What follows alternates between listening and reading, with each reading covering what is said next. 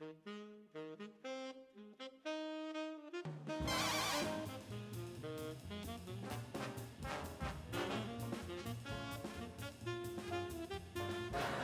hello, hello. I know you guys are mixing and mingling, but I want to let you know we are actually starting the program right on time because we're providing a live stream.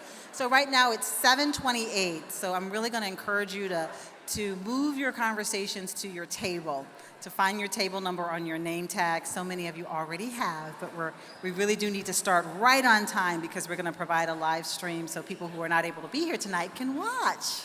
Thank you.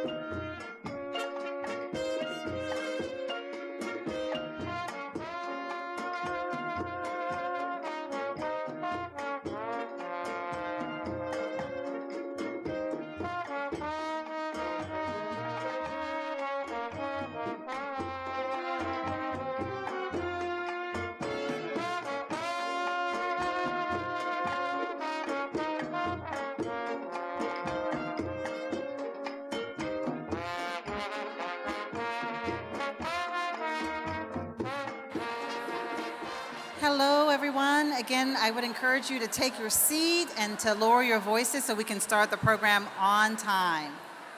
Again, if you could kindly take your seats right now, find your table number and take your seat so we can get the program started and welcome the people who are joining us via the live stream.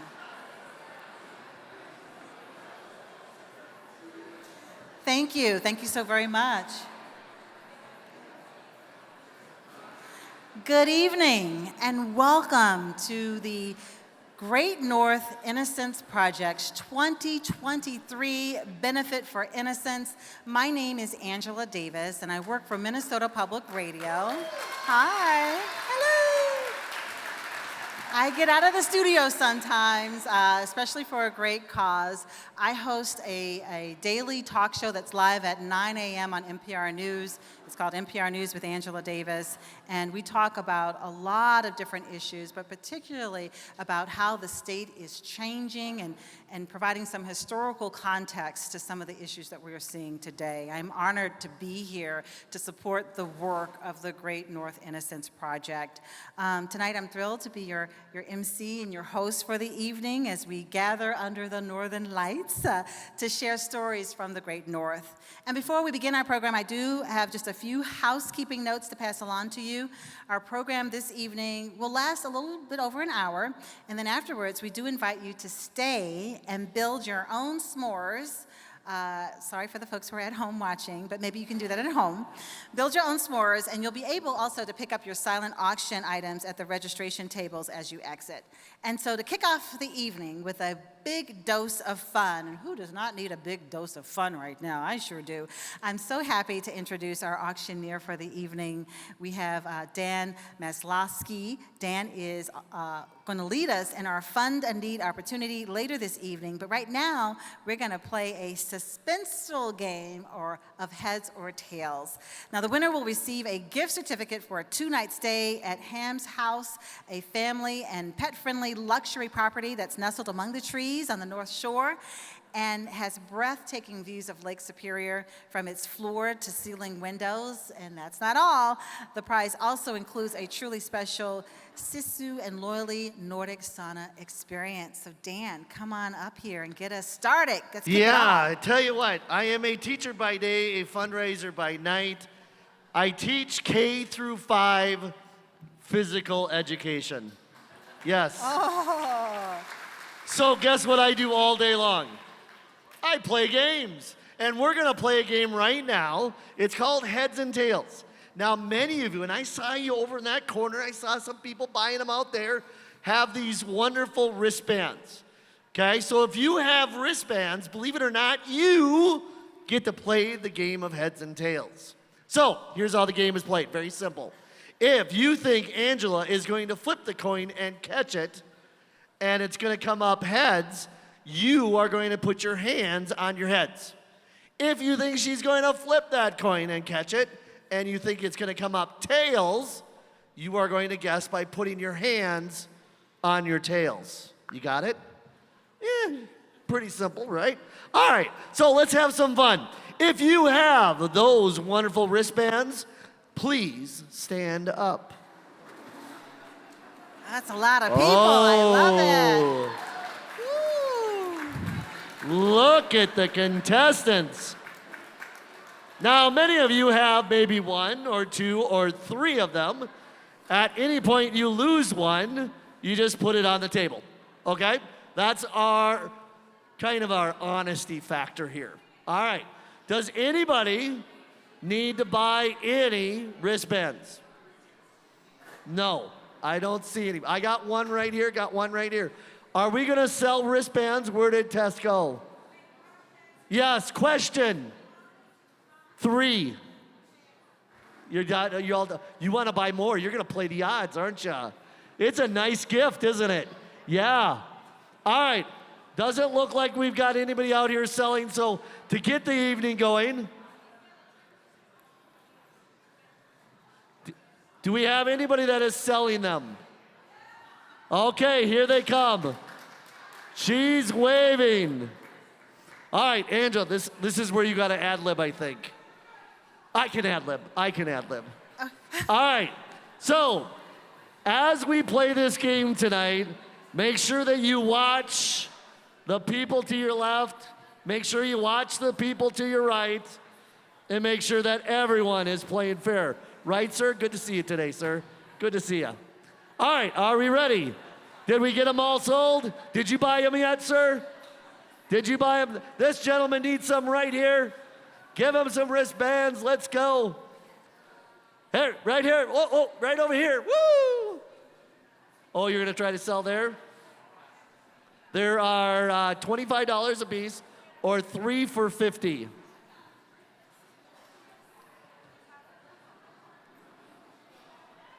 All right. Nothing like slowing the program down. Sorry.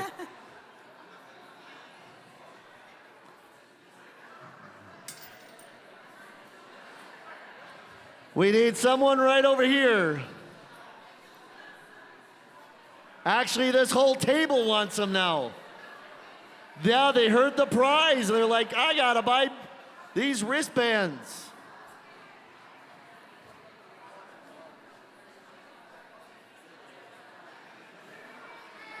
Are we ready? All right, Cash, right there. Cash.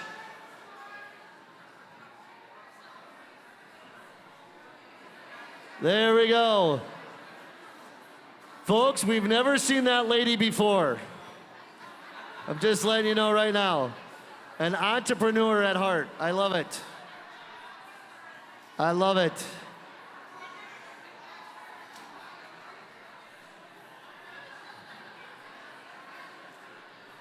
Are we ready, Dan? Are we getting close? I think so.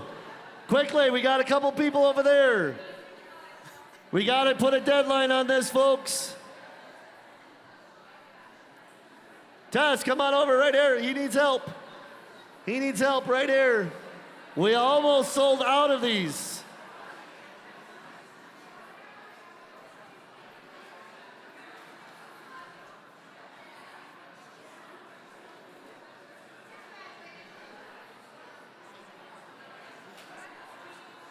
The person with the basket needs to come over here. The person with the basket needs to come over here. She's right there. Yeah, she's selling too. All right. Folks, we're gonna count it down and we're gonna start it in 45 seconds. 45.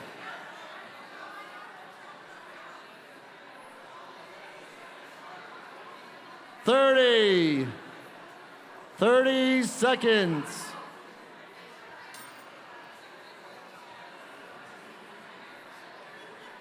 30 seconds.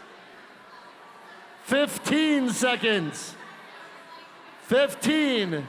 Guys, we've all settled up right here. You got it all settled up? Sir, are you ready?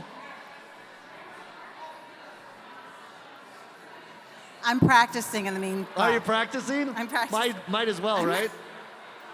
I don't really. Should I just throw? Yeah. Should I just throw it up? Yep. And then do You I do can like throw it that? up. Yeah. No, or just throw it up and however I catch it? Yeah, as long as it flips in the air. Oh, okay, it's got to flip. Oh, Lord. Yeah. All right, here we go. If you have your beads, or excuse me, your wristband, stand up. All right. If you think Angela is going to flip that coin of heads, put your hands on your heads. If you think she's going to flip it and it's going to come up tails, put your hands on your tails. And this is a group participation game. So I'm going to say make your selection, and then you are going to help me say, Angela, flip that coin. Are you ready? All right, here we go.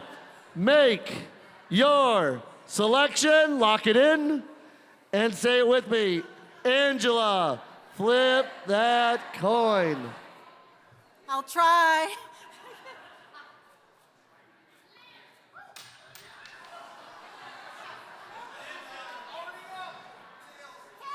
Tails. If you said heads, put one on the table. If that's the only one, then you sit down. All right, round number 2. Make your selection, lock it in, and say it with me. Angela, flip that coin. Good job, sir. Oh my goodness, we got a runner. Heads, heads. All right, round number 3. Oh, we got some really good people at this game. Round number 3, make your selection. And Angela, flip that coin.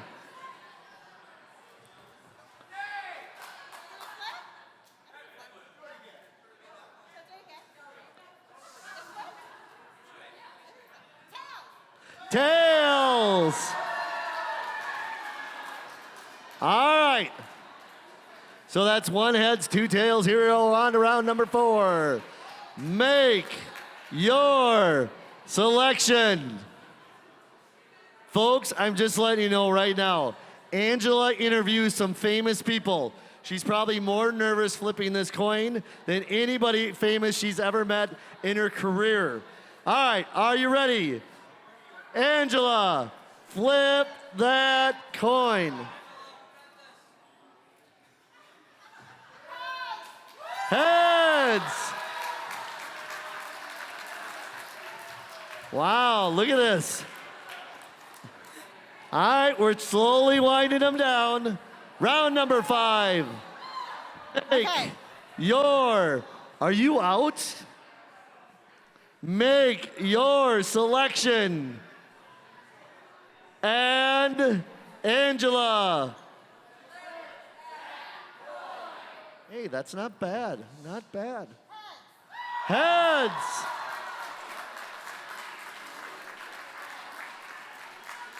Huh? All right. Let's try it one more time. Make your selection. You're doing good, by the way. I would like to note that I am a Ready. writer and researcher by training. This is like, no one warned me about this. I could have practiced at home. I didn't know. Make your selection, lock it in, and Angela, flip. Wow, that's a good one too. And it's a runner, and it's a spinner. Here it goes. Tails.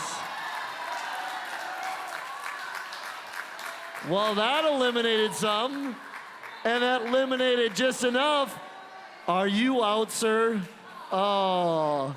All right, come on up. Everybody that is in, now you get to stand shoulder to shoulder to shoulder, where we all get to put our eyes on you.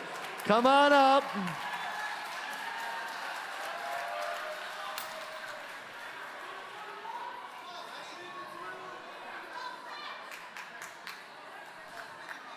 All right, let's take a look. We've got 1, right?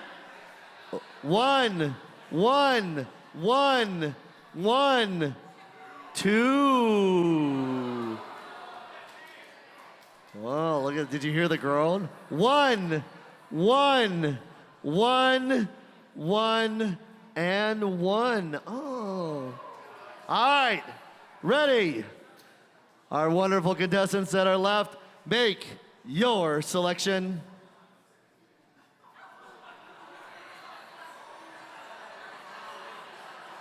We could have a winner. I'd never seen this before, but we could have a winner.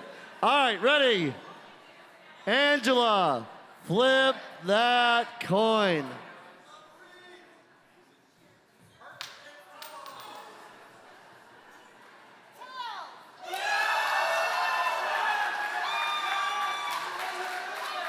Oh.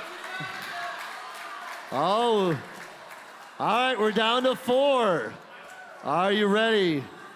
Make your selection. You're more than welcome to look and see what the odds are. And lock it in. Lock it in. And Angela, flip that coin. You see, practice does make it better, doesn't it?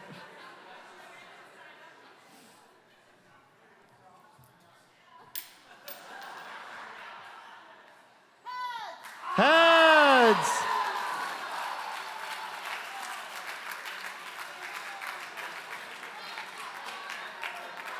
All right, we're down to 2.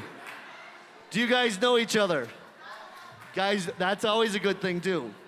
As long, yeah, if you guys worked in the same office, that would be kind of awkward, wouldn't it? All right, make your selection. And a reminder of the prize, a 2-night stay at Ham's House, a family and pet-friendly luxury resort on the North Shore, and then also a Nordic sauna experience. That's what we're playing for here. All right, this is the last time, folks. They've locked it in. You don't have to say this anymore. You just have one more time to say it. Ready? Angela. Best one yet. Nice job.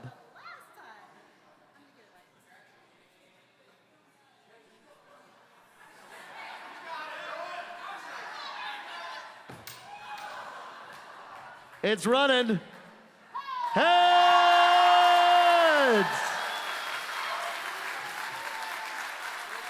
Congratulations. Your name is? Teresa. Teresa. Let's give Teresa a big round of applause. And let's give all our heads and tails players a big round of applause. And let's give Angela a big round of applause. Now that she's up there, she did a great job. Thank you. Stepped out of my comfort zone. Thank you for your patience. Thank you, Dan Meslowski, and congratulations to our winner. Please enjoy your stay in the North Shore and that spa experience. Woo! All right. Okay, so as you may know, I'm sure most of you here tonight are aware that the Great North Innocence Project works to free the wrongfully convicted and to prevent future wrongful convictions from occurring in Minnesota, North Dakota, and South Dakota. By working in the areas of investigation and litigation, education and outreach, and policy reform advocacy, Great North Innocence Project's team frees innocent people from prison and works upstream to address wrongful convictions at their root causes. Tonight, we have something truly special in store for you. We're coming together for a fireside chat. Please admire the fire, please. You'll see flames soon. Where Great North Innocence Project clients will be sitting here soon to share their very personal stories of hope, resilience, and freedom. We're so honored tonight to be able to hear from three remarkable people: Thomas Rhodes, Terry Olsen, and Sherman Townsend. Their stories are a testament to the strength of the human spirit and the unwavering pursuit of justice, even in the face of immense adversity. Each dollar we raise tonight will contribute to advancing this critical mission, ensuring the freedom of every innocent, wrongfully incarcerated individual in our Great North region and preventing future wrongful convictions. Now, please join me in welcoming to the microphone Great North Innocence Project's Executive Director, Sarah Jones.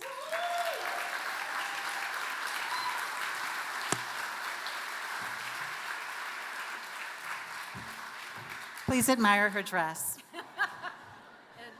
I apologize to you, Angela. We really didn't give you any heads up about heads or tails. So that was a bad joke. So a couple of things that were not planned, but I feel I simply must call out. If we were having a costume contest with this mysterious dress code of Northwood's cocktail attire, I would give the awards to some people that I met tonight. He of the plaid flannel suit, and she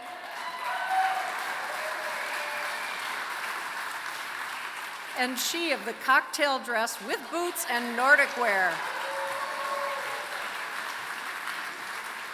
And there was also somebody who had a fabulous fascinator on. So I hope you were all as confused as I was about the attire for tonight. I Googled plaid dress, and this is what I ended up with. So anyway, thank you, Angela. We're really lucky to have you here tonight. You're a consummate storyteller and drawer out of stories.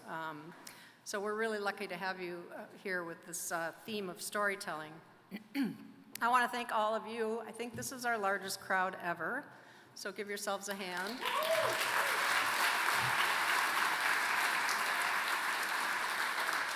And we have some people here in our virtual audience as well. So welcome to you too. And I'm sorry you couldn't play heads or tails.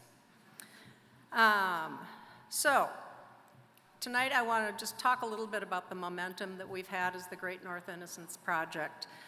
Since about 2019, we have grown from one state as the Innocence Project of Minnesota into a 3-state region of the Great North, Minnesota, North Dakota, and South Dakota.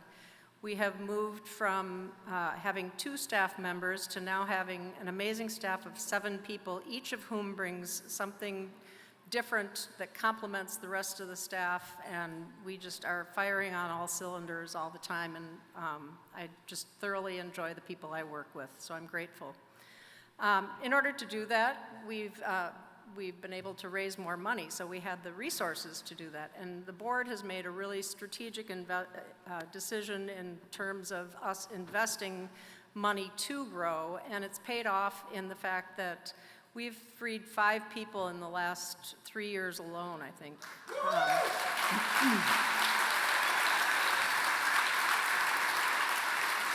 And that's really what it's all about. So 5 people since 2020, including Javon Davis, Ronnie Cooper, Robert Kaiser, who's here with us tonight, and Tom Rhodes, who's also here tonight. And I am absolutely thrilled to say that just as of the end of last week, Cassandra Black Elk has been fully exonerated.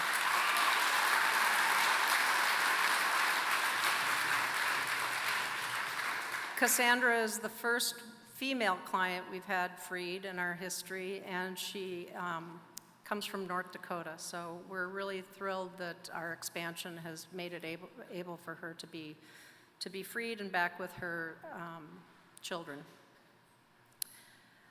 Also here tonight are Mike Hansen, Robert Kaiser, Terry Olsen, Sherman Townsend, and Thomas Rhodes. And I would like you all to stand because you're the reasons we're here. And Audrey Edmonds.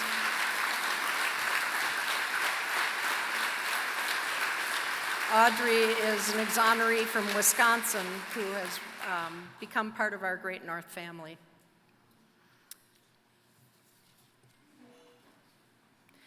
So in addition to freeing more people more quickly, we've also increased our policy work, and we've now done advocacy in front of the legislatures in all 3 states, South Dakota, North Dakota, and Minnesota. We passed 2 bills since 2019 here in Minnesota, and looking ahead to this coming legislative session, we're going to be advocating for 3 or 4 more bills. And so hopefully those efforts will pay off so that we can help prevent wrongful convictions from happening and work to make the system better. We've also done a lot more outreach through developing meaningful relationships. We have done direct outreach, visiting prisons in North and South Dakota in person, which is how we actually found Cassandra Black Elk, who otherwise wouldn't have known of our services. Unfortunately, the poster that we sent that describes our services and how to apply for them was apparently in the broom closet. So we are hoping that we can do the same in Minnesota. We have not yet been able to visit Minnesota prisons in person to make presentations, but they do share our materials with people. So we know that if we can reach people directly, they will seek our help. In addition, we need to be out in communities and meeting people through civic organizations and faith organizations. So we do a lot more presenting than with 7 staff members than we've been able to in the past. And in fact, we created a volunteer speakers bureau that is just launching. So we have some wonderful trained volunteers who can now go out and speak about our mission.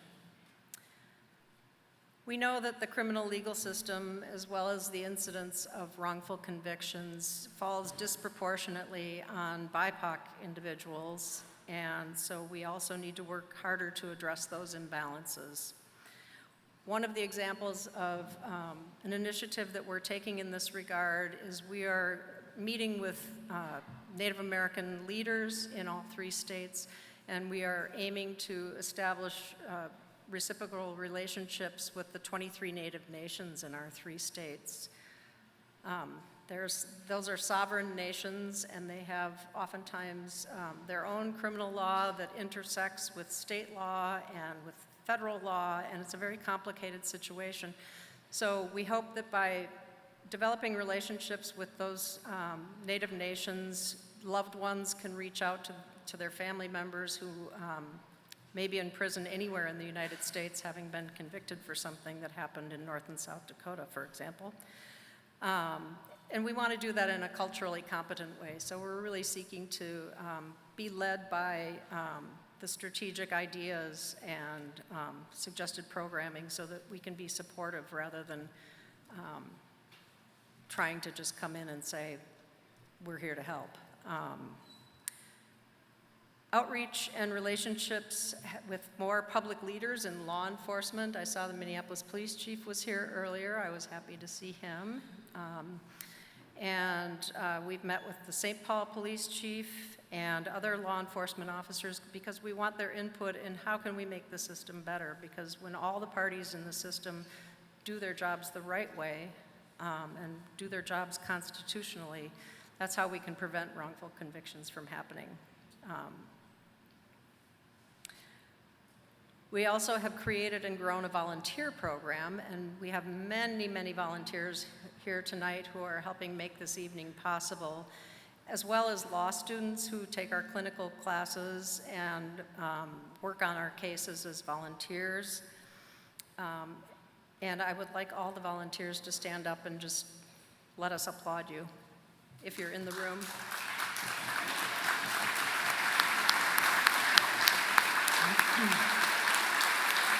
John Sullivan, that includes you.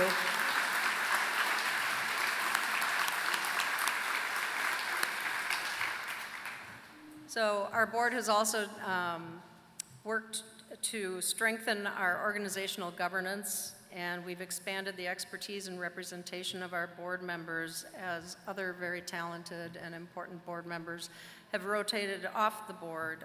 This year we have 5 new board members, and several of them couldn't be here tonight, but I am at least going to let you know who they are. So Dr. Susan Rowe is a pathologist and former medical examiner who teaches at the University of North Dakota.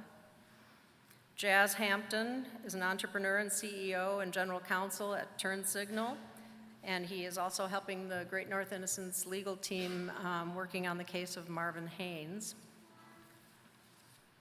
Ben Vickers is a longstanding Great North Innocence Project volunteer, an attorney, and vice president of product marketing at Thomson Reuters.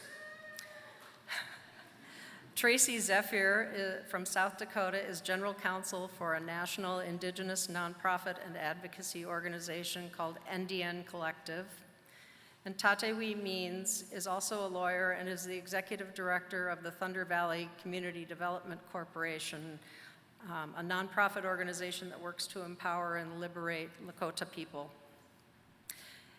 So we're thrilled to have these new board members, and I'm absolutely beholden to our prior board members who've been so supportive of our cause and given us great leadership. And I would like all past and present board members who are here to stand up, please.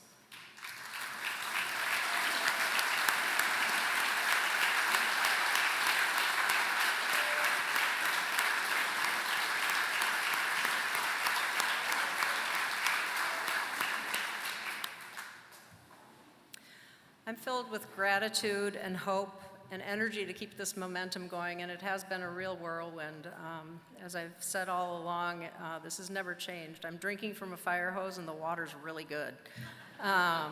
So let's keep it going. Now tonight's theme is Stories from the Great North, and sharing stories is a timeless way for human beings to make sense of the world around them.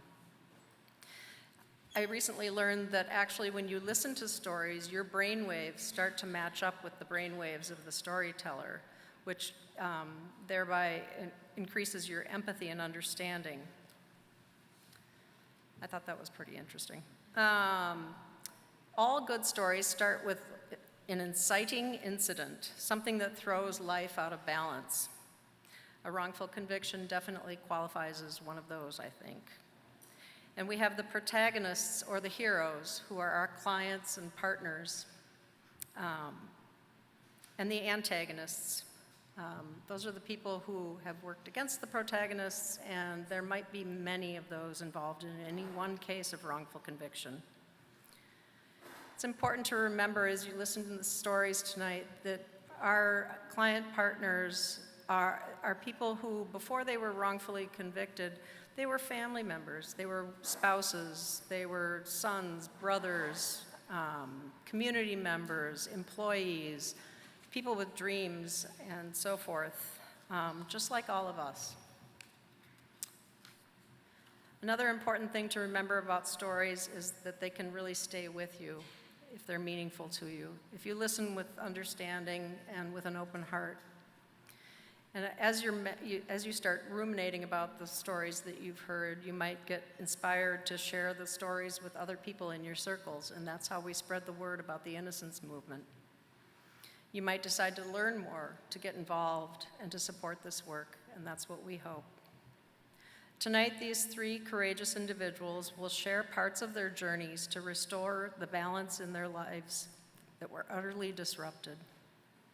They'll give you windows into the richness of their individuality and their humanity. Think about questions like, what did it feel like to have the door shut on your freedom? How did that affect your bonds of parent and child? How did it affect marriages, family relationships? How did you mourn the loss of a loved one while suffering through this horrendous situation?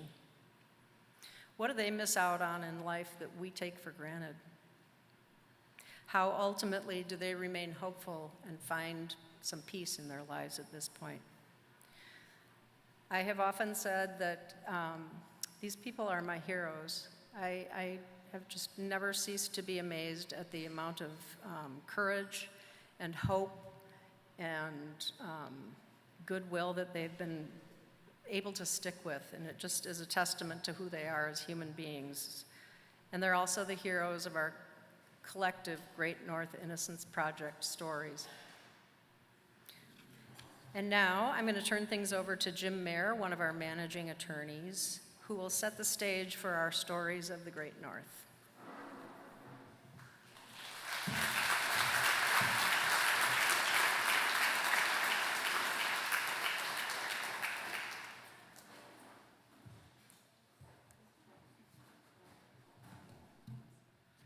I'm going to tell you some stories about three of our client partners, Sherman, Terry, and Tom.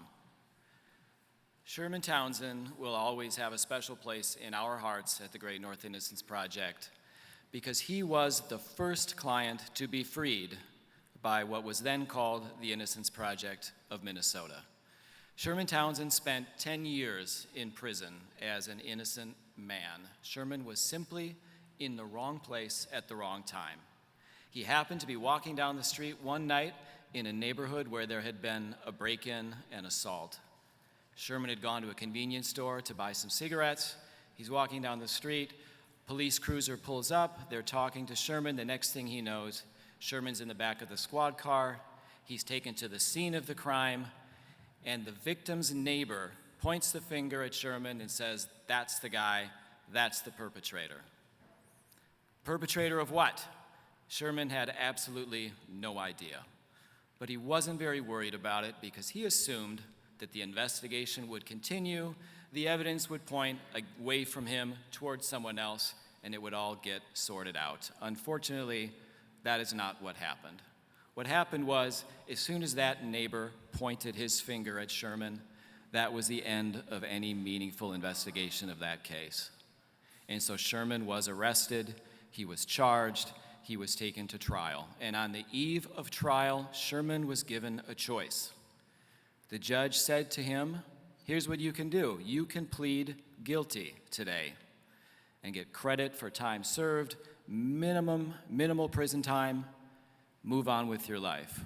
Or you can insist on pleading not guilty. You can invoke your right to a trial. But you should know, Sherman, if you are convicted, you could be facing a long prison sentence, more than 10 years in prison." Sherman looked at the judge and he said, "I'm sorry, Judge. I cannot and I will not plead guilty to a crime that I didn't commit. I can't do it." And so Sherman went to trial. The neighbor testified. Sherman was convicted. And on the day of sentencing, the worst possible thing happened. the judge handed down a 20-year sentence. While Sherman was serving that sentence, he wrote to us. He wrote to the Innocence Project of Minnesota. We began looking into his case, and ultimately we were connected with the person who actually committed this crime, the man who had engaged in the break-in and the assault that night. This man gave us a full confession. He drew us a detailed map showing what he had done, what route he took, how he did what he did. And he showed that he had information about the inside of the apartment, the layout of the apartment, who was where, things that only the actual perpetrator would know. And by the way, this person who came forward and confessed to being the one who committed the crime, yes, that was in fact the neighbor who had first pointed his finger at Sherman and testified against him at his trial. Apparently, no one thought that it would be a good idea to investigate him. So we go back into court, we present this evidence, and before the judge makes a decision, Sherman, once again, is given a choice. Here's the choice, Sherman. You can dismiss your post-conviction claim, you can agree not to sue anybody, and we can send you home. Or, once again, you can roll the dice on our justice system and just wait and see what the judge decides. This time, Sherman chose freedom, and who wouldn't? Terry Olsen was released in 2016. He also served 10 years in prison for something that he didn't do. Terry Olsen's murder conviction has in it nearly every one of the factors that we've identified as the common causes of wrongful convictions. We had a coercive police interrogation that led to a false confession. Not a false confession by Terry, a false confession by someone else, a man named Dale Todd, who law enforcement decided was particularly vulnerable. They sat Dale Todd down in an interrogation room and they said, "Dale, you are in trouble. We recovered a baseball bat from your car with blood and hair on it. And worst of all for you, Dale, it's got the DNA of the murder victim on it. Dale, you will be convicted of this crime." Now, these were all lies. None of this was true. There was no baseball bat with blood and hair, much less any item with the DNA of the victim on it. But Dale Todd didn't know that, and it served its purpose of convincing Dale Todd to take the deal that was being offered, to plead guilty to aiding and abetting and having a minimal prison sentence in exchange for implicating Terry Olsen and another man falsely.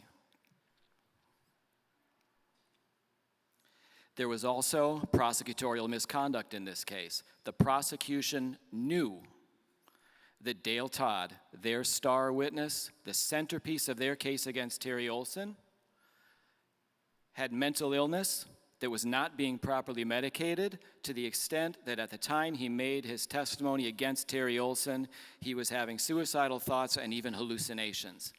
And that information was never turned over to the defense so that they could use it to discredit him as a witness in their cross-examination. Terry Olsen's case had perjured testimony from jailhouse informants. By the time Terry Olsen was going to go to trial, the state, realizing probably that they had a weak case, summoned a handful of jailhouse witnesses, each one of whom was prepared to come into court and swear an oath and lie and say that Terry Olsen, who had always maintained his innocence, for some reason while he was in jail with them waiting for his trial, decided to confess to each and every one of those people. The case also had ineffective defense lawyering. Terry's lawyers admitted years later that they had provided ineffective lawyering to Terry on many critical aspects of his case. So with all of this information in hand about what had gone wrong in Terry's case, we fought in court, in state court, on to federal court. While the federal case was still pending, Terry was given a choice, just like Sherman's choice. Dismiss your federal lawsuit, let's make all this go away, go home now. Or you can continue fighting and see what happens, and meanwhile you're still in prison. Terry did what any of us would do. He chose to go home to his family. And then finally, our friend Thomas Rhodes. Tom's wife, Jane, died in a boating accident on Green Lake in 1996. But a now disgraced medical examiner told a Kandiyohi County jury that he knew with certainty from the condition of the body that Tom had severely beaten his wife, pushed her off the boat, and run her over multiple times with the boat while she was in the water. Based largely on that testimony, Tom was convicted of murder, and he was sent to prison where he would stay for the next 25 years. I want to take a moment and just think about that 25-year time scale.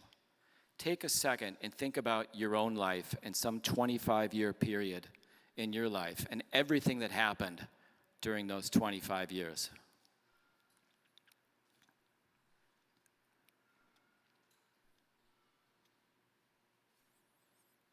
So we took on Tom's case in around 2010, and we started looking at all of the evidence, and we retained and consulted with experts, some of the best credentialed experts in the country, forensic pathologists, people who had experience dealing with drowning victims.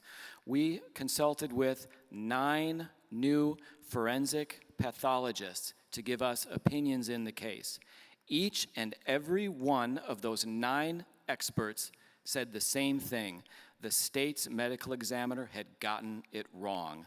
This was not a homicide, it was a tragic accident.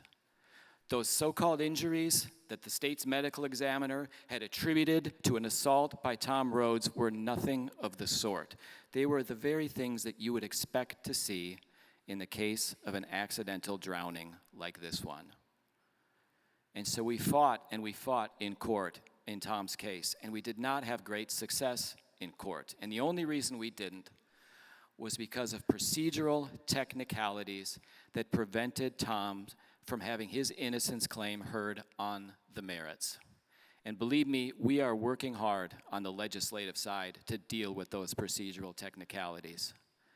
But in the meantime, we were able to present Tom's case to the Conviction Review Unit at the Minnesota Attorney General's office. They did their own thorough investigation of Tom's case. They hired their own independent forensic pathologist, now a 10th forensic pathologist, to look at the case, and the 10th one agreed with the other 9. The state's medical examiner was wrong. His testimony was completely unsupported and unmoored from science. Nothing you could base a conviction on, not a homicide, a tragic accident, just as Tom has been saying all along. So Tom's conviction for murder was vacated, and on a snowy morning in January this year, we all gathered in Moose Lake, and we watched Tom Rhodes walk out of prison into the arms of his sons, Jason and Eric.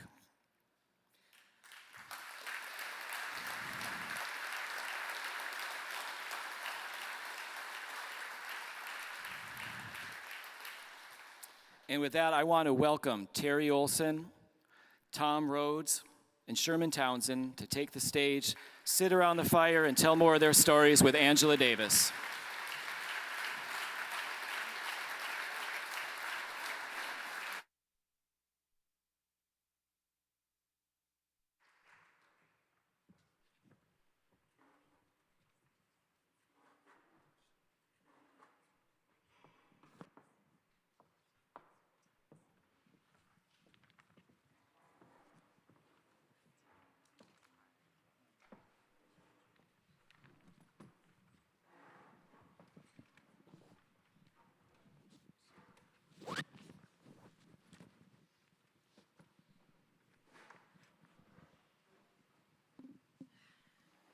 All right. Ooh, that fire feels good, doesn't it? Just warming everybody up.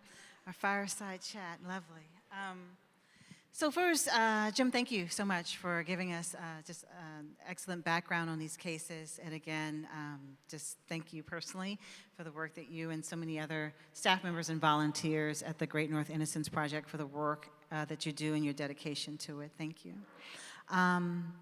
And to our gentlemen here on the stage, thank you for your willingness to be able to share, which I know are extremely painful memories and feelings that you're still having today with all of us so we can have a better understanding of it. And I just want to take a moment for all of us here in the room just to really, really get centered up as we begin the storytelling part of tonight's program. Each of you has a story to tell about yourself, about your life before and during and after your wrongful convictions. This is an opportunity for you to share your stories in your own words, things that you would like for all of us to know about you and understand about you. Sherman, you are, as we heard Jim mention, the first person freed from a wrongful imprisonment through the work of what was then the Innocence Project of Minnesota, had a different name. So let's start with you and get a small sense of what your life was like before and after you were wrongfully convicted. My notes here tell me that one of your passions has always been music. We have that in common, music. And I understand that you did some singing with R&B bands. My singing is about as good as my coin tossing, so just mad respect for that. But tell us about your singing career and how did it feel to be, up on stage and performing those songs when you were doing that? It's already on for you, yeah. There's an exciting part of my life is the music. Yeah, I love doing music. Always have, always will. It's a very vital part of my life. What kind of songs did you like to sing? We were basically old R&B band. We did old R&B, not Like Isley Brothers? Like, what are we talking about? Not rap. No. So,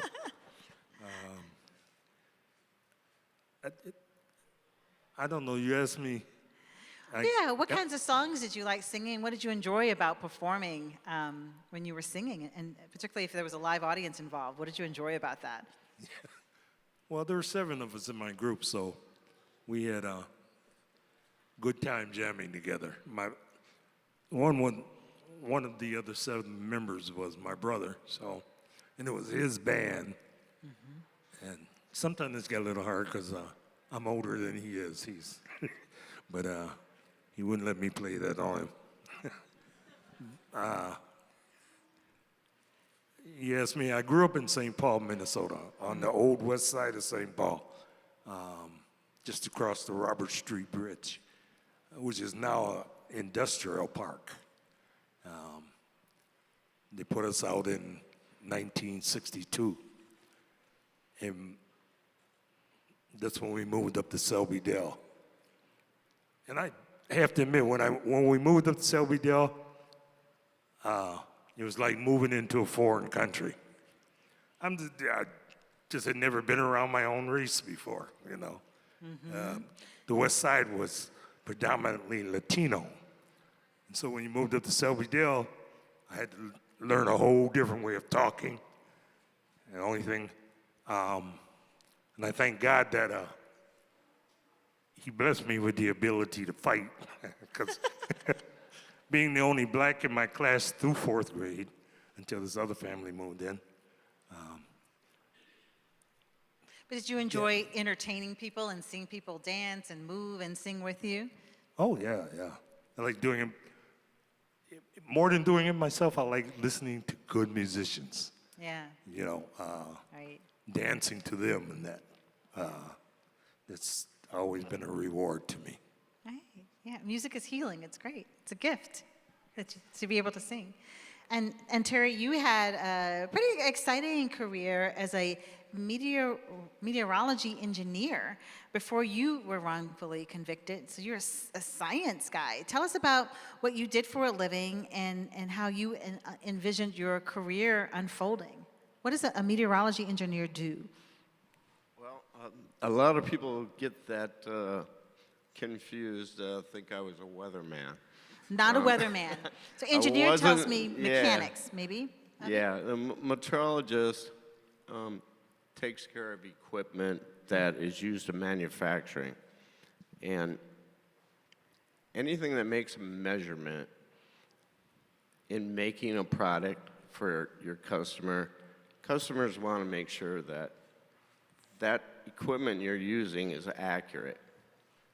So what we did was take that equipment, certified, it either got sent into our shop or we went to their manufacturing facilities and calibrated that equipment there with our own standards. So anything that we calibrated, we took a standard that had 4 times the accuracy and made sure that that piece of equipment was accurate. If it wasn't, we adjusted it, repaired it, or we replaced it. And if it was good, we certified it. And we gave them a certification, and that lets your customers know that, yeah, this company's good, it's reliable, they got good equipment, so they got a good product. We'll buy from them. So you were, and are you still are, like a gadgets guy? Like you like technology and... Yeah, I love technology. I used to actually break things when I was a kid so I could fix it. I hear that's a sign often in children who like to Yeah. take things apart and put them back together. That was you as a child as well? Right. You know? Of course, Mom didn't like that too often, but... No, we don't like that. You know. Tom, you had a successful career in the agribusiness sales. What is agribusiness sales, and what kind of work were you doing in that? I worked in the seed and fertilizer industry in the same area that the Great North Innocence Project now works in those states, plus Wisconsin and Illinois and northern Missouri. Right. And my career in agribusiness spanned almost 20 years, and I probably had the most freedom in those positions that I enjoyed during my life growing up on the farm in Iowa. I grew up on a farm too, down in Virginia. I sure did. So you're a sales guy. So what did that profession allow you? What did that enable your family, or for you to do for your family? I was able to provide for my family, buy homes, and be a volunteer coach for my 2 sons, Jason and Eric, and be very involved in day-to-day life and still travel and train a sales force and grow the business. Right. So for each of you, you're living your lives, you're leaning into your purpose, into your passion, and then suddenly you find yourself wrongfully convicted of a crime. The rug, I imagine, it feels like it's been pulled out from underneath you, and you find your life ripped away from you, your loved ones, and even the lives you had envisioned for yourselves, gone. And so, Tom, when you were in prison, you discovered a love of art, which then played a big role in how you emotionally were able to deal with that time in prison. Tell us about discovering art and how that helped you survive during those years, and also, I guess, create a connection with your sons while you were separated. In 1999 in Stillwater, I enrolled. I had signed up 6 months before that when I first came to Stillwater, and got in the art program. The teacher was William E. Murray, who's represented by Groveland Art Gallery, and is a great watercolorist. He can do anything with paint, and I learned a lot from him during a year program. And then after I tutored math for about 8 months, he invited me back to be his clerk and tutor for almost 4 years. So during that time, I got to kind of develop my brush skills and try different mediums and grow as an artist, mainly because of Bill.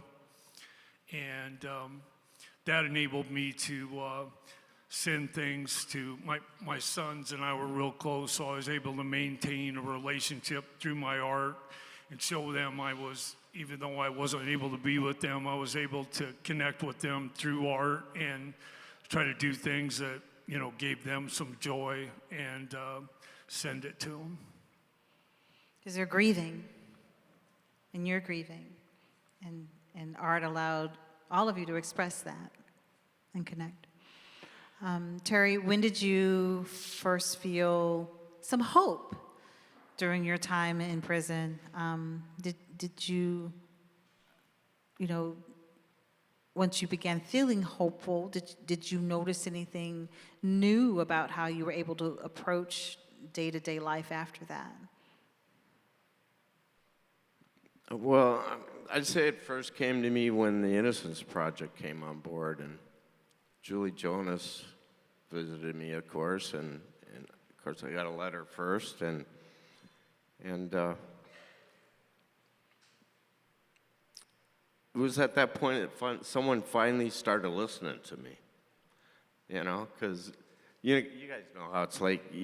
You try like crazy to, for lack of a better word, to get someone to listen to you. You're innocent in a world where everyone is deemed guilty, and nobody's going to listen to you. People just, yeah, sure, we're all innocent here, So it went from there, and it changed me in a way where I had before that given up on God, and so it brought him back into my life, but it also got me to the point where I started to study. Law became very intriguing to me, because the justice system and the law, to me, are two different things. There's justice and there's laws, but that doesn't mean people follow them. And not just people that break them, but people that uphold them. They don't always follow them either. So I stuck my head in the books, and it changed me. My attitude changed. I had hope that one day, and in fact, years later, some other things happened with the Innocence Project as well. And I knew from that day, I'm going home. And it's not going to be in a black bag. I'm going home standing up,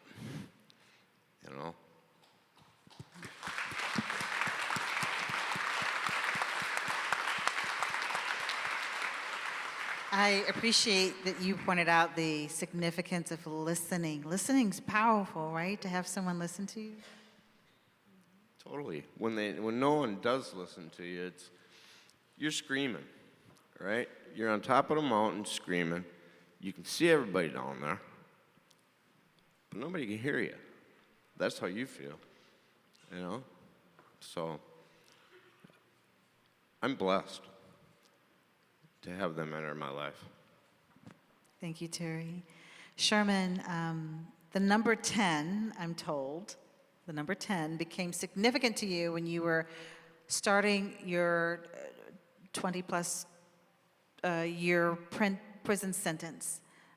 Tell us how that came about. What's the significance of the number 10?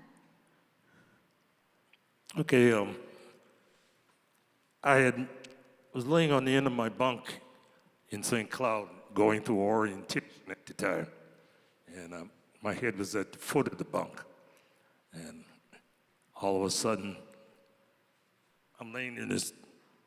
The light came through the window of the prison, just dang near blinded me, and then all I could understand of what was coming to me, the number 10 kept coming to me, and of course I didn't understand what it was about,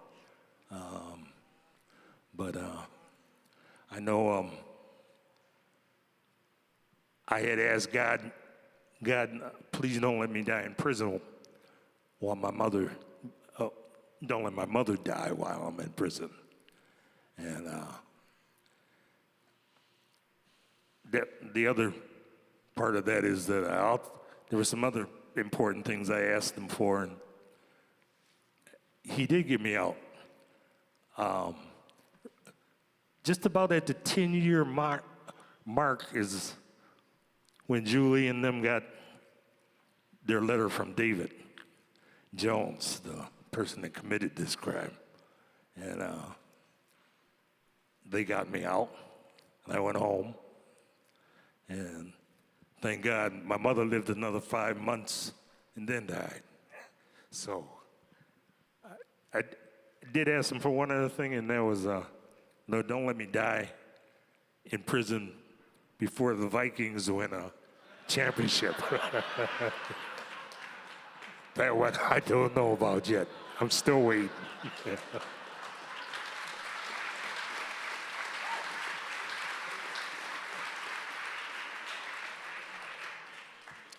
Jim, I had the pleasure of interviewing you on my talk show on Monday. I interviewed you as well as a client who was freed. And if you didn't get to hear that conversation, it was just this past Monday. You can still hear it on the podcast for the talk show at MPR News. Just search for my name and you can listen to it. Jim's in the studio with me, and you know, he kept checking on me. He's like, I'm looking at your facial expressions. Are you okay, Angela? Because it's very hard for me to hear these stories. And I'm, again, just very grateful that there are people like you and people who work with the Innocence Project who are able to shine light on the truth and free people from circumstances that they just do not deserve. But you're a staff member. You're one of the managing attorneys at the Great North Innocence Project. It has to be just really gut-wrenching work on these cases of just severe injustice. And so I want to know, how do you do it? What keeps you going? and just what inspires you to do this kind of legal work? Because you have choices. You could be doing something very different with your law degree and your experience. It's an incredibly easy question to answer. The thing that inspires me and keeps me going is Sherman Townsend, Terry Olsen, Tom Rhodes, Robert Kaiser, Mike Hansen, Cassandra Black, Elkin Bismarck, all the people whose names you haven't heard yet because we haven't brought them home yet. It's seeing these guys and the incredible courage and patience and resilience and dignity that they show even under the most appalling circumstances. And beyond that, it's the staff that I get to work with, our small but mighty staff. We all lift each other up, and the board. And then it's the community who supports us. It's all of you. It's the wonderful volunteer lawyers that we work with, the students that we work with, and it's all of you in the community who show up for us to listen to our stories and to contribute to the cause. We're so lucky and blessed and privileged to be able to do this work and to have this level of support. So sincerely, thank you all for showing up for us.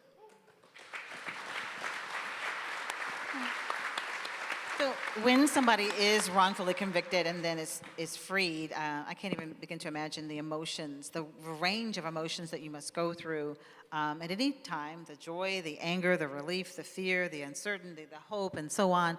But each of you, Tom, you've been free now for just a fairly short time, less than a year. Is that right? It's been less than a year, Tom? I imagine that sometimes you have to, focus on just maybe life's simple pleasures just to keep moving forward, and not be pulled back by, just resentment. But what has been the most grounding or steadying thing in your life day to day? Probably the biggest thing was being able to rejoin my two sons. How old are they now? Approximately. I won't put you on the spot. When I came to prison, they were 9 and 14, and Eric is 40, and Jason is 36. And Are they here? Are they here tonight? no, they are working in South Dakota. Okay. Good. But hello to them. But they've been a positive force for you. Yes. And I've really fallen in love with my 6 grandchildren that I only knew through like the prison visit rooms on a limited basis. And both my sons have a set of twins. Both sons had twins? Yeah, Eric and Emily have Devin and Darren that are 13 and tearing it up on a ninth grade football team that I've had the pleasure of All going and right. watch. And then my youngest son, Jason, has 6-year-old twins. My only granddaughter, Carson, and my grandson, Jaron, and their older brother, Jackson. And I've been able to watch them in soccer and football, and Carson is riding horseback, so I've been able to do that. And none of that would have been possible without the Great North Innocence Project. And everyone that I can't even begin to tell you the number of volunteers and people and the resources they've connected me with and how they've helped me since I was freed. And people like, there's just so many people. Catherine Lipinski that's here, that's a volunteer, that's helping me with art. Thank you, Catherine. I just want to thank everyone for your support of the Great North Innocence Project so they can help other people like these men I'm on stage with. Thank you.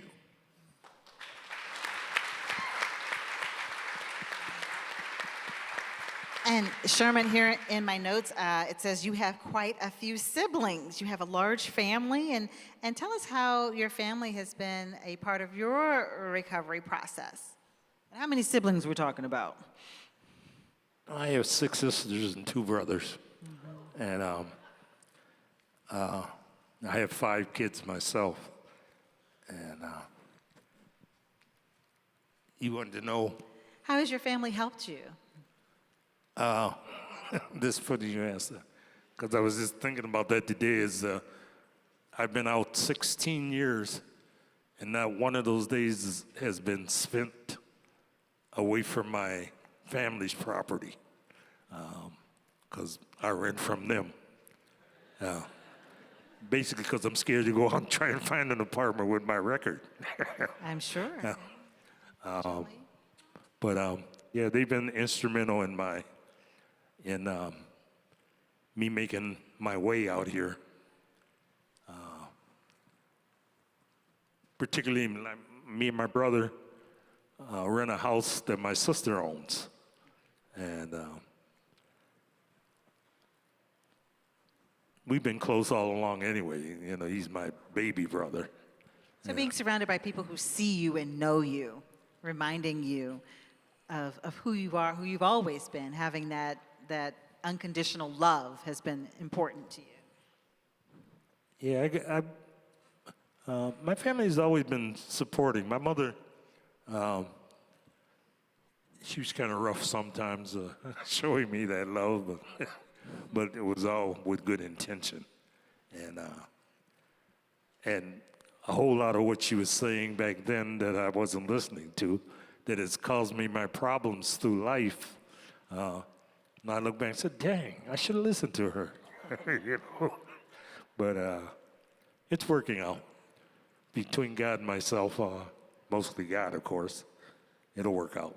And while we're talking about Sherman's family, a shout out to Sherman's brother Paul, who's here supporting him tonight. Hey, Paul.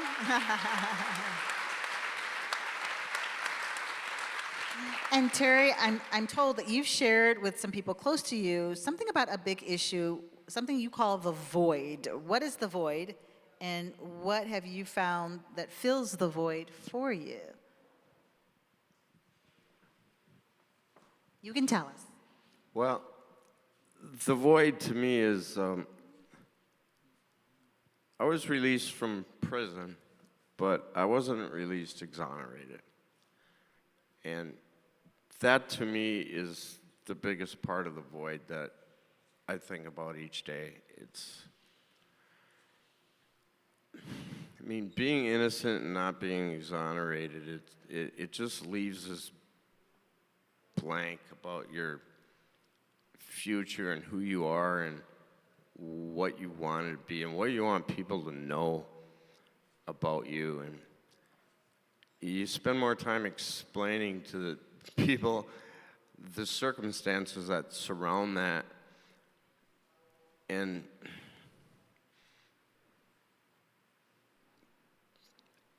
the, you know, it's just an endless questioning in my mind. And then I always wonder, if this wouldn't happen to me, where would I be? You know? Who would I be? You feel kind of lost not knowing who you would have become in what you were doing beforehand, and then having your life just grabbed away from you. And not just your life, everything is taken from you. You lose it all. And then you come back out, and even though you're out, justice still wasn't served. You know, I haven't been compensated for the years that were taken away from me. Not just nominally, that's not the most important thing, but there are things I wanted to be at the age I was. I was 57 when I got out, Julie, I think. And after 11 years in prison, and where I was before that in my career and my life, I'd seen, you know, siblings, brothers and sisters that had those years, and my friends, colleagues, and saw where they were in life, and that, you know, that's where I should be, and maybe more. The drive that you had in life was gone, and I had to get it back. You know, I think I've done that. But it still leaves that, just so many questions. And that's that void that I think about. Tom, Terry, Sherman, I want you to look at me and look at all the people in the room tonight and know that we support you, we believe in you, we believe in the work of the Great North Innocence Project. And we know that this work is important, it's vital, and that there are more innocent people waiting to be listened to and to be supported and to be freed. And before I let you guys go back to your tables, I'm just wondering if there's a message that you want to leave with us tonight, particularly as all of us go back to our own personal lives, what you want people to think about in the weeks and months to come about their own lives, and you know, what motivates you all to still be positive and engaged and just embracing life. Do you want to go first, Tom? Yeah, I just feel blessed because Julie Jonas, Professor Julie Jonas from St. Thomas Law School, formerly of the Great North Innocence Project, and the Great North Innocence Project never gave up on me, and they just fought tenaciously for my freedom. And Mark Bradford is here, and Mark, you wrote brilliantly what I could never write concisely and succinctly, and I love you, man. You did a great job. We didn't win, but you helped me. You helped me, I believe, get the attention with Julie of the Conviction Review Unit. Your work was brilliant, and Julie, I can't thank you enough. You fought hard, and I just want everyone to know, you know, what kind of great people are at the Great North Innocence Project and how much they gave to me and my family. Thank you.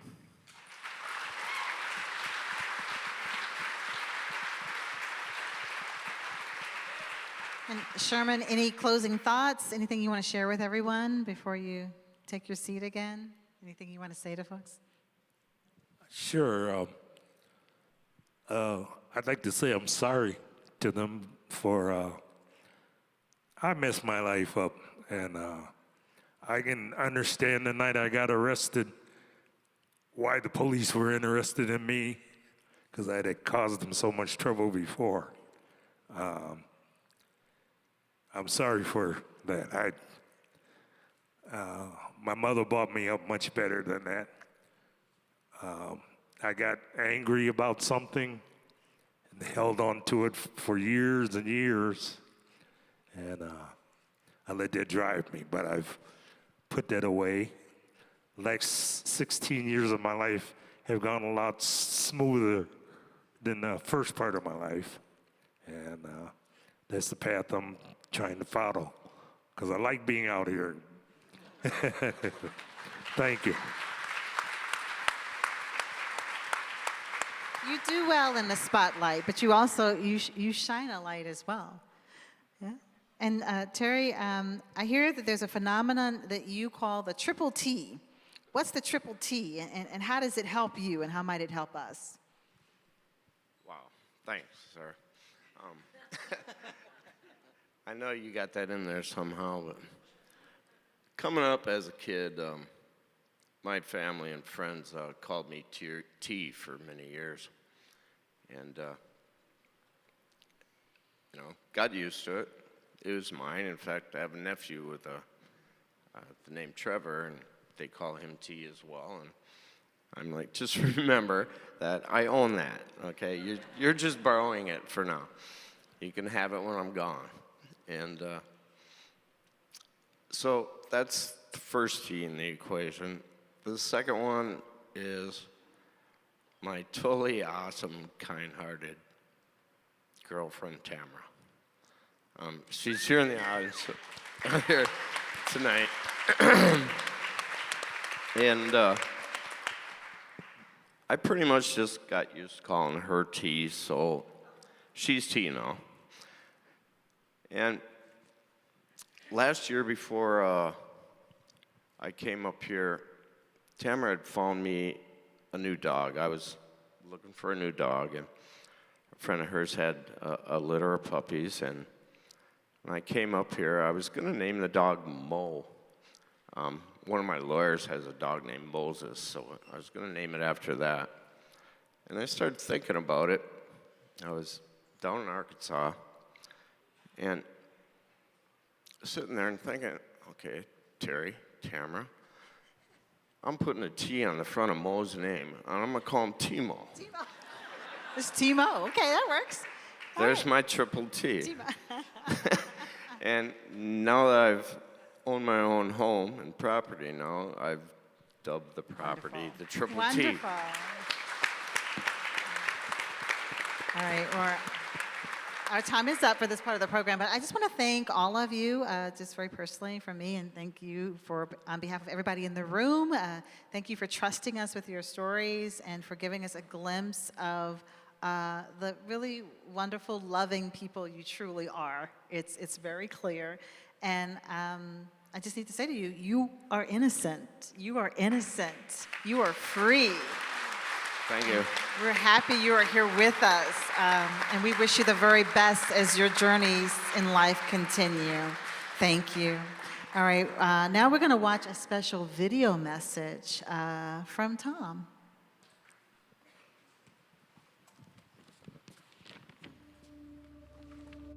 My wife Jane and my two sons were on vacation. There was a tragic boating accident, and I lost my wife.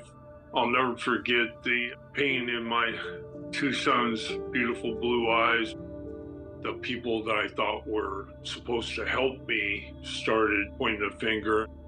They didn't think he was grieving appropriately, as if anyone would ever know what appropriate grief would look like. When they went with Jane's body to the medical examiner's office, I suspect there was subtle, or probably not so subtle, conversations about, yeah, we think this guy's hiding something. The medical examiner was kind of influenced. Once the medical examiner calls something a homicide, that then turns the whole investigation down that path. After 2 years, I was indicted. It was especially tough seeing how hard it was on my family.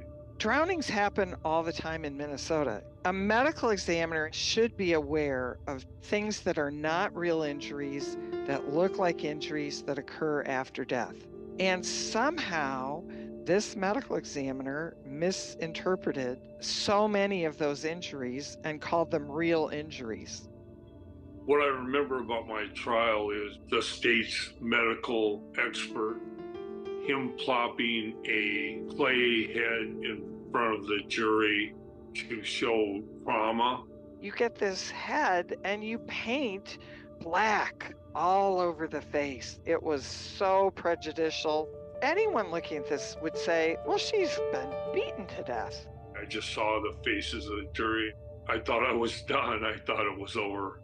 There's this real human need to know what happened. So if a witness comes in and says, this is what happened, and then the defense truthfully say, we don't really know what happened. No one can know what happened. Well, who's the jury going to go with? They're going to go with the person who says, I know what happened and this is it. When I heard the verdict, I was terrified. I was shocked. I didn't believe that an innocent person could be convicted. And I was so wrong. The sounds of the bars closing and marking the end of my freedom was just terrible. I was raised on a farm in central Iowa, and my mom and dad always instilled an indomitable spirit in all of us kids. And I really had to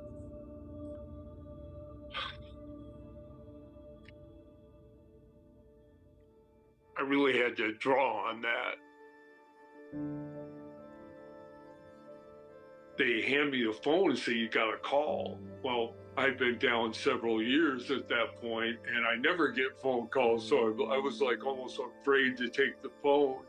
And Julie said, we're going to take a hard look at your case.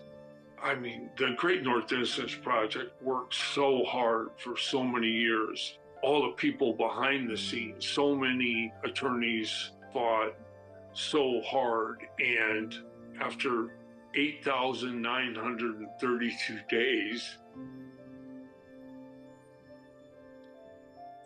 the Great North Innocence Project helped me triumph over tragedy.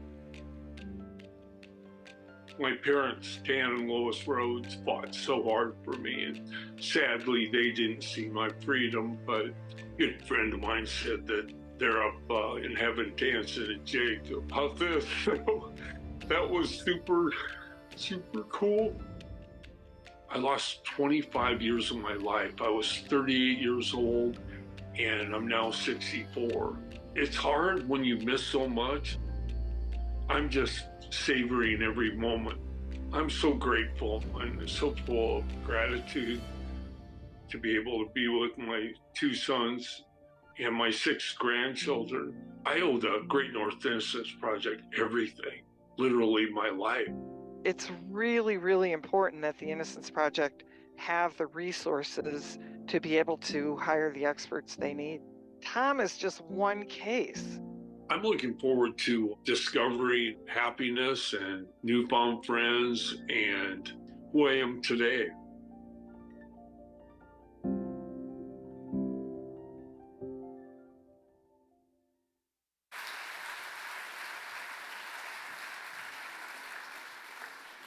You know, a lot of us we still can't believe that we have Tom Rhodes here in the flesh with us today, because we worked on his case for 13 years. And I was looking through Tom's file getting ready for tonight, and I found in there a letter that Tom wrote to Julie Jonas in early 2016. Keep in mind that we had been working on his case for 6 years at that point, and it would be another 7 years still before Tom was released from prison. And he wrote this letter to Julie just after receiving another bad court decision, devastating news.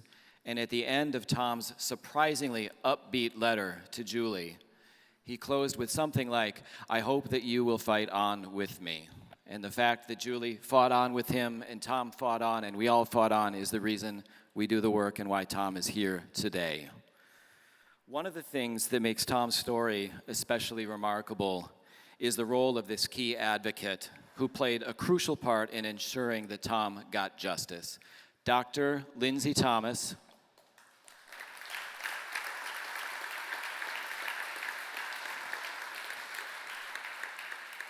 Dr. Lindsay Thomas, who is not here, but I know she's watching virtually, so hello, Lindsay. She was part of the original defense team, and the case haunted her. She could not let the case go, and she is the one who brought the case to the Great North Innocence Project. And once she was on the team, she stayed on the team, and she generously volunteered her time and her expertise to help Tom get justice. And in the exoneration world, retaining expert witnesses in complex cases like this can be exorbitantly expensive. So having Lindsay's expertise available to us was truly priceless.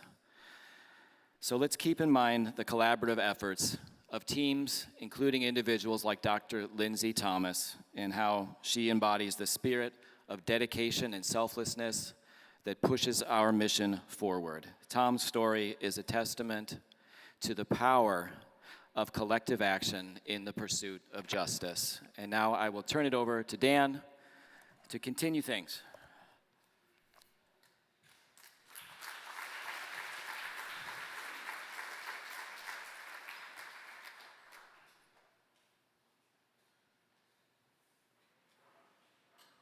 Folks, I think we need to start out just very simply honoring Mr. Tom.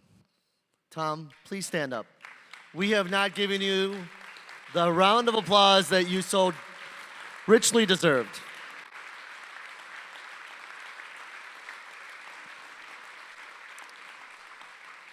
And Terry and Sherman, I want you to stand up also. Please stand up.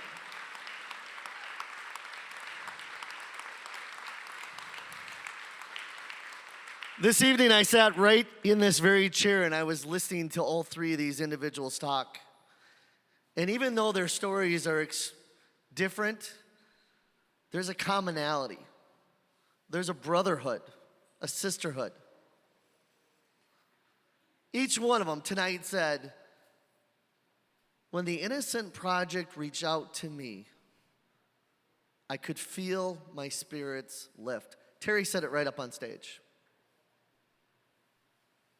And it wasn't right then and there, was it, gentlemen?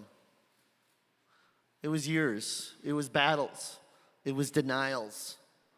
At some times, there was even political interference. These three and our two over here are success stories. They're success stories. But there are more in the wings. People we haven't even met yet. But I think we will meet them at future galas. And we're going to hear the incredible stories, just like we heard up on that stage and on that screen. Tonight, this is the moment that we need your help. I'm going to ask for a level. And I want you to be an opportunity, I want you to be proud of this. Because it's a life-changing moment right here in this room. The dollars that are going to be pledged tonight are going to create opportunities, whether they're future pathologists, whether they're future lawyers, whether it's future court filing fees. But every dollar matters. Tonight, our first level is $10,000. Do I have anybody in the room that would like to start the giving moment out at $10,000? Because we've got a lofty goal of $100,000 in this room tonight. Do I have anybody that would like to pledge at $10,000? I've got my first one right there, number 180. My second, 10,000, number 459 at $10,000. Do I have a third in the row? Folks, put your hands together and let's give these two people a huge round of applause. That is the start we're looking for. Our next level is $5,000. Do I have anybody that would like to pledge $5,000? If so, lift your number up. Folks, here comes hands. Number 215 at $5,000. Number 124 at $5,000. Do I have a third in the room at $5,000? Seeing none, let's give those two people and the two people before, all four people, a huge round of applause. As we go to the next level of $2,500, let's keep that momentum going. Who would like to pledge at the $2,500 level? If so, lift up your numbers. I've got my first hand right here. Number 2, 3, 4 at $2,500. Do I have anybody else that would like to pledge? Number 230 at $2,500. Let's give those two people a huge round of applause. Our next level is that magic $1,000. That magic $1,000. And I see people grabbing their numbers already. That's a good sign, folks. Who would like to pledge at the $1,000? If so, lift your number up nice and high and help Innocent Project. I'm going to start at this table. Look at this table. Number 449, number 241, number 229 at $1,000. Number 195 at $1,000. Number 141 at $1,000. Number 280, thank you, ma'am. Number 184. Number 279, thank you, sir. Number 168. Number 174. And number 201. Do I have anybody else? Let's give all 14 people another $14,000.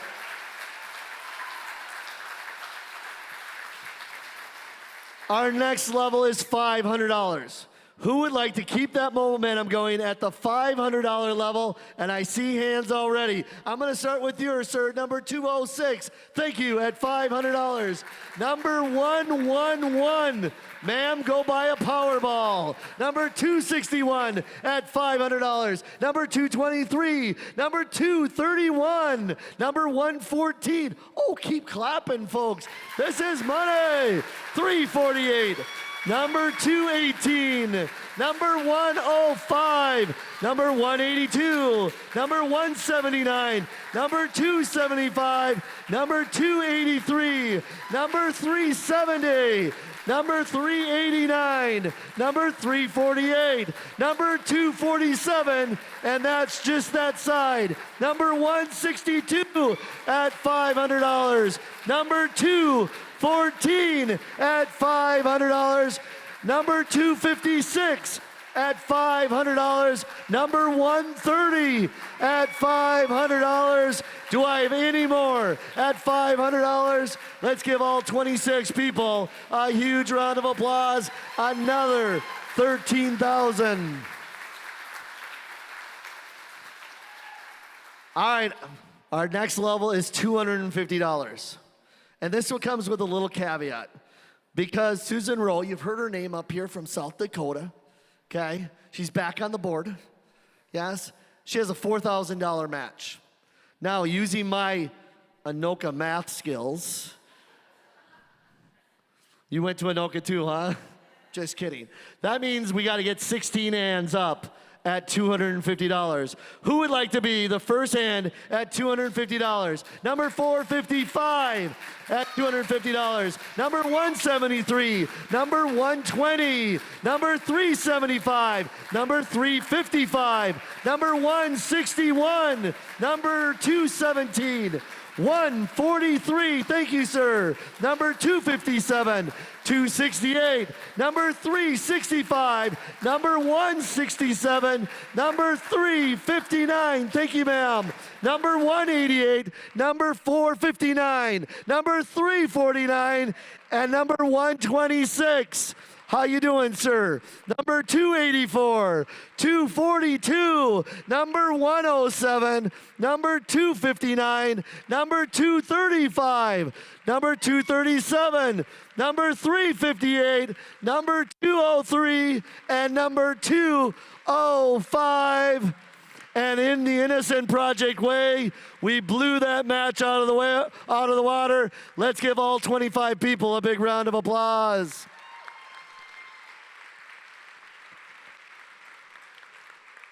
Our last level is $100. Who would like to pledge at the $100 level? Here comes the hands. Number 129, number 371, number 255, number 121, number 123, number 170, 135, 263, 366, 458, number 457. She's in unison with my cadence. Number 305, number 251, number 185, number 263, 135, 366, 458. I might have already called those numbers, okay?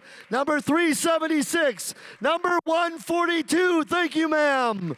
Number 380, number 134, number 360, number 240, number 303, number 169, number 125, number 181, 372, number 102, 133, 292, thank you, number 178, number 350, number 391. Anybody else at 100? Folks, give yourselves a big pat on the back. We are well on our way to make our goal here tonight. Folks, your work is never done. Your fingers. Your fingers. Do you know what I mean by fingers? You are going to leave here tonight. You are going to interact. Maybe it's in the office. Maybe it's when you're walking, T-Mo, whatever it might be. Let them know about the Innocent Project. Let them know what they're doing, why they're doing it, and the success that they're having. On behalf of Flato Advancement, my name is Dan Maslowski. It has been my privilege to be here. Give yourselves one last big round of applause. And I think I turn this back to Angela, don't I?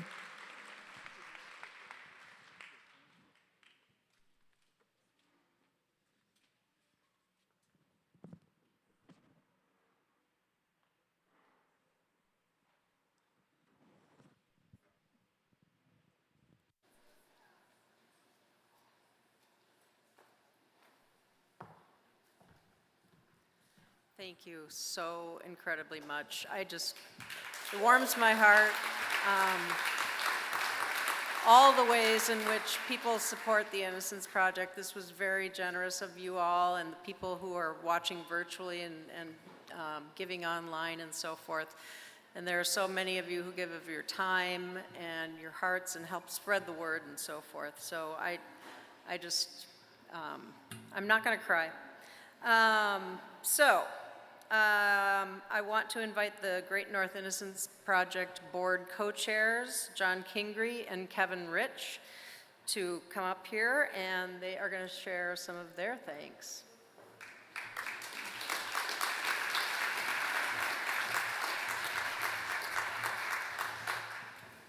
We just wanted to take a quick moment to say thank you to everyone for coming out and for supporting this amazing, magical organization. It truly is a magical organization. We do the same thing that Houdini did, except he didn't have to deal with prosecutorial misconduct, Minnesota's post-conviction statute, and so I think we have a harder job than he had. We want to thank our sponsors tonight, and before Mr. Kingery does that, I just want to take a moment to reflect on someone who is not here with us tonight, but who is critical to this organization and everything that we do. Right now, somewhere in a prison, somewhere in South Dakota, in North Dakota, in Minnesota, there's a man or a woman who was wrongfully convicted, who just finished dinner, has gone into their cell, it's been locked in for the night, laying down on their bunk. Maybe they're on one of those steel beds. That person is real. That person exists right now, somewhere out there. They don't know our name. They don't know who we are. We don't know their name. We don't know who they are. But in 3 years, in 4 years, in 5 years, that very real person is going to be here with us on stage celebrating their freedom because of what you all just did, which was to give money and support the organization. Without that, we can't help those people. They're there right now, and we are here, but in a few years, we're all going to be together on the stage, and it's going to be because of you. So thank you so much for your support. Mr. Kingery.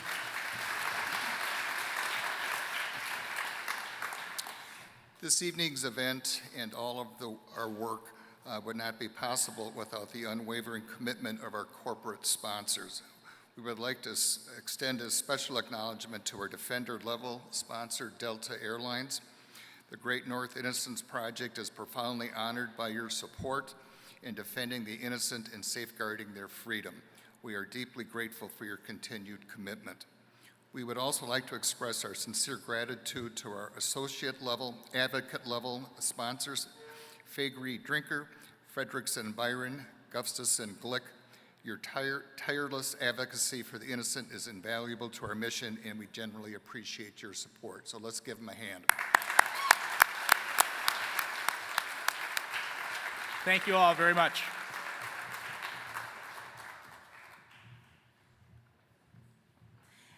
Thank you, and thank you again to all of the sponsors of tonight's event. Next, I'm very pleased to invite Julie Jonas to the stage. We've heard Julie's name mentioned a few times tonight. Julie's going to present our first award of the evening, and Julie is the Great North Innocence Project's former legal director for nearly 19 years, and currently a professor at the St. Thomas School of Law and a pro bono volunteer for the Great North Innocence Project. She is the namesake and the winner of last year's inaugural award, and we're so happy to have her here with us tonight to introduce this year's award and the recipient, Julie Jonas.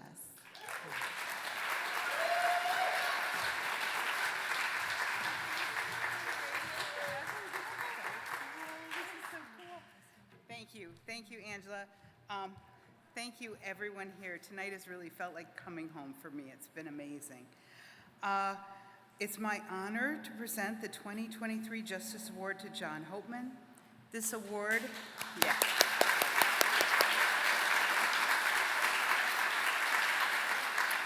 This award acknowledges his extraordinary commitment to justice for the innocents and his profound impact on the Great North Innocence Project. I've known firsthand how passionately John has served the Great North Innocence Project for the past 14 years, including almost 10 years as our board co-chair. He played a pivotal role in its growth and transformation. Notably, he was very successful in bringing diverse voices to our organization, including perspectives of law enforcement and other more conservative viewpoints, even when some of us didn't want to hear those. He also brought his gravitas to his testimony at the Capitol on behalf of our legislative initiatives, and I had the great honor of working with him on a number of cases, including our successful litigation on the case of Javon Davis, where we were able to secure his release after serving 6 years in prison of a 28-year sentence. John received his law degree from the University of Minnesota. He was a prosecutor, a defender, a corporate lawyer, and maybe most importantly, a teacher and mentor to countless law students and attorneys in our community, including me. He's received numerous accolades, including recognition as numerous accolades from his colleagues, including recognition as a fellow at the American College of Trial Lawyers. John's dedication has extended beyond his legal career. He's served on various community boards and committees, and his impact on the Great North Innocence Project mission, our educational programs, and fundraising efforts have been truly transformative. I know it changed my life while I worked at the Innocence Project. Please join me and applauding John Hopeman in receiving the 2023 Justice Award.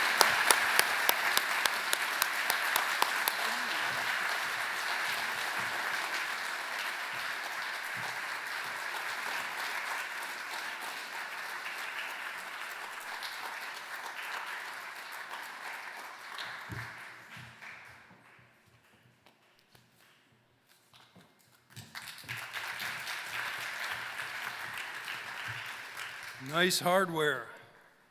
Thank you. This is a big honor and a privilege. It's been a lot of fun. I don't have a long speech. You'll be relieved to know that. I got interested in this kind of work when I was a prosecutor. I thought I was a really good prosecutor. I was. I did it for 11 years. In the 11th year, I was working on a case with the FBI, and they said they had a guy in custody who was confessing to bank robberies. I said, let's go. Let's do him. Did a complaint, charged him with 3 bank robberies.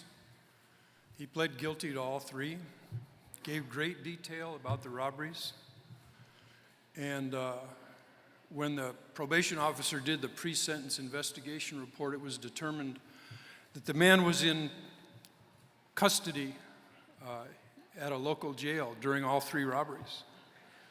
Impossible for him to have done it. And all of a sudden I thought I wasn't a very good prosecutor. I wasn't. And I thought back on the case, and there were more holes in that case that I didn't see just because I didn't look. And that's what's happened with each of these gentlemen who sat on the stage today. That's what happened with Mike Hansen sitting over here, Robert Kaiser, Audrey Edmonds. I want to say a few words about them. They have been instrumental in helping us help other people get out. They have all attended numerous events. They've made films, as you have seen. They have appeared at community events. They've spoken at senior citizens' homes. They've done everything that we've asked them to do. And gentlemen, I thank all of you. Audrey, I thank you for helping us out too. Thank you.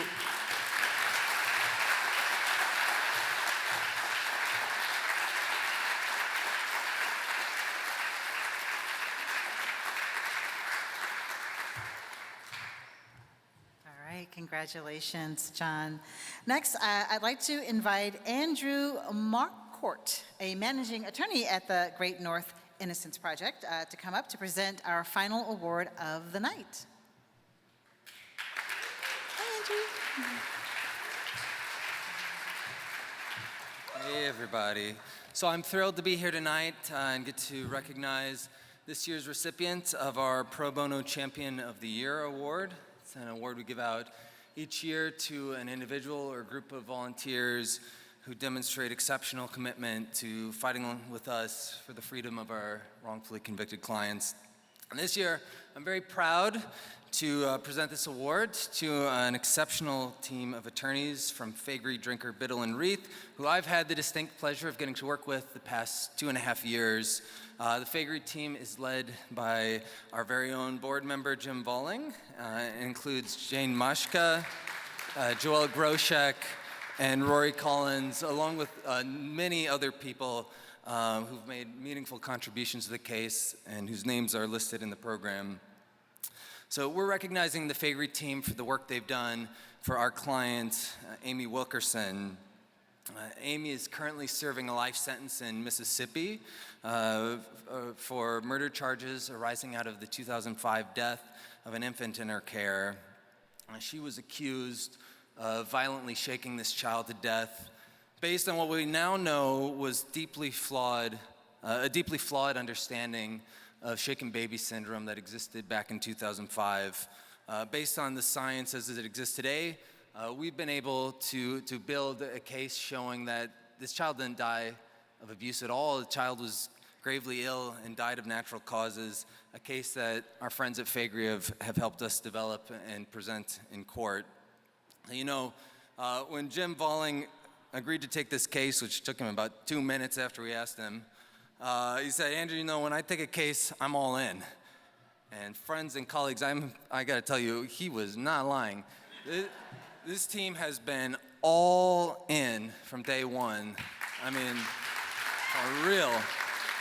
Just the quality of the work, the energy and enthusiasm they bring, just the sheer number of hours, which I have seen, and it's bonkers how many hours this firm has put in. You know, they say it takes a village. Sometimes it takes an army of litigators, and Faegre has called up the ranks every time. The financial resources they brought to bear to help us put together an all-star team of medical experts. I've just been completely bowled over by the commitment they've made to fighting for Amy. And you know, these cases are hard. It's really hard to get a conviction overturned, especially these big complex cases, and it's the kind of commitment we need. And you know, Amy's fortunate to have such an extraordinary team in her corner. So we presented Amy's case this summer. We had our evidentiary hearing. We're still waiting on the results. And the judge's decision is outstanding, but whatever the outcome, you know, this team has just shown unwavering commitment to fighting for Amy's freedom, and reflects the absolute highest standards of pro bono service. I can't imagine a more deserving group of lawyers. So that, I'd like to invite my friends to the stage, Jim Valling, Joel Groshek, and Rory Collins to accept the award.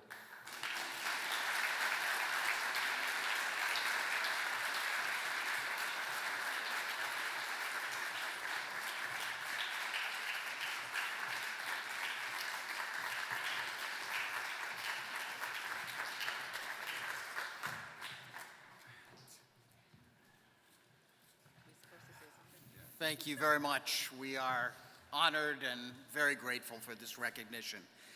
It has been an honor and a privilege to work on this case, to work as a team, to work with Andrew, who's not only a great lawyer, but a fantastic person. We are totally committed to this case. For the last 18 years and 3 months, Amy Wilkerson has been in jail or prison for a crime she did not commit, a crime that no one committed. This child, 8 weeks old, died of natural causes, but it was missed. Amy was villainized and pressured into pleading guilty because she was confronted with the death penalty. And we are committed to pursuing every avenue and doing everything we can to bring Amy Wilkerson home. Our hope and our prayer is that when this event happens next year, Amy Wilkerson is here with us.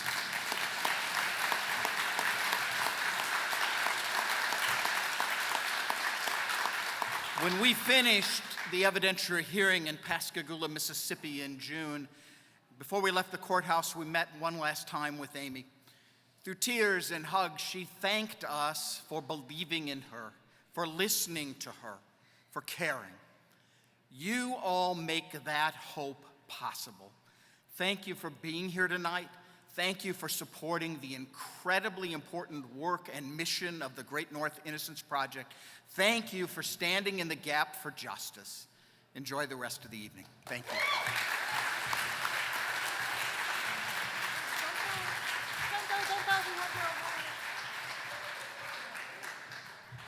Oh, please come back so we can give you your awards and take a photo. Can you come back on stage just for a moment so we can take a photo?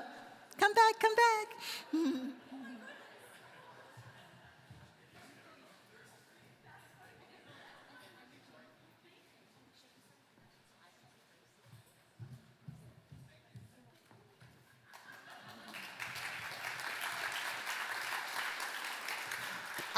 To the photographer, do you need them on stage for a photo in the good light? Yes, are you good? Do you want them on stage for a photo in the good light? Are you okay? Okay. Yeah? I'll let you handle it, okay. Photos matter, good photos matter. All right, you made it to the end of the program, but the fun is not over. Congratulations to all of tonight's honorees. Congratulations to you. Thank you again to all of our supporters who came out tonight, to the sponsors, to the volunteers, for making this year's Benefit for Innocence a celebration I know that I will remember for a very long time. Under the beautiful Northern Lights. Our formal program has now concluded, so now you really get to have some real fun. Please enjoy roasting some s'mores You really get to roast some s'mores tonight, and we do hope you enjoy the rest of your evening. I'm Angela Davis. Thank you so much for being here tonight. This was a beautiful event. I'm so honored to be a part of it tonight. Enjoy the rest of your evening. Yes. I would just like to have our exonerees stand one more time, all of you. All the honorees, could you please stand? All the exonerees, our client. There we go. Yes. Thank you for being here tonight.